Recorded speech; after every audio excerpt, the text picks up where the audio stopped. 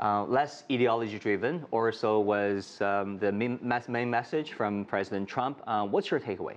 Well, let's just go back a year to the campaign trail. He said none of this.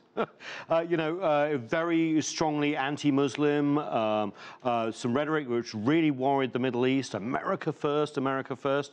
But in this speech, he seemed to be America first, but perhaps Middle East a close second. This is not a battle between different faiths.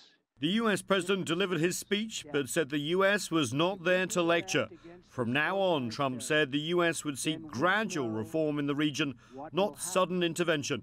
He talked of a policy of principled realism. To conquer extremism. On terrorism, gone was Trump's campaign rhetoric of Islam hating the US.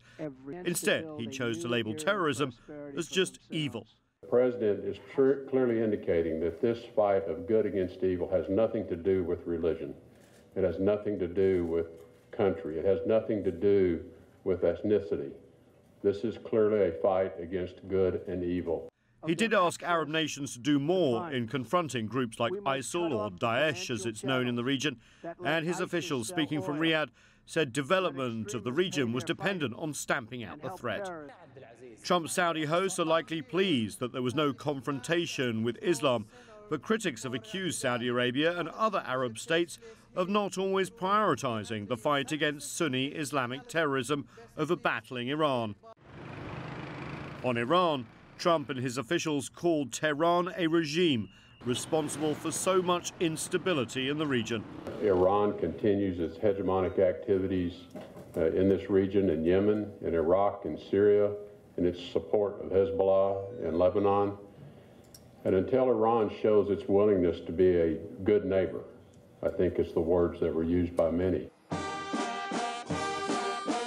The policy is a big departure from the Obama administration, which had hoped to bring Iran back into the international community with the nuclear deal.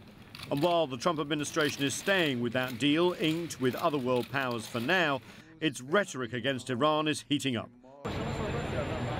This, of course, happening just after a big election with a massive turnout returning Iran's President Hassan Rouhani to power. He's an advocate of working with the outside world, including the US and Saudi Arabia. The tough talk against Iran will continue as Donald Trump heads to Israel for the next couple of days. And what we're seeing here is a big departure, as we said. It looks like the building of a sort of anti-Iranian coalition with the Gulf Arab states, but also Israel may be a partner, which is a big departure. Which will be his next stop, and we'll also see how his speech will play into US-Iran interactions going forward. Thank you so much, Stephen King. Yeah.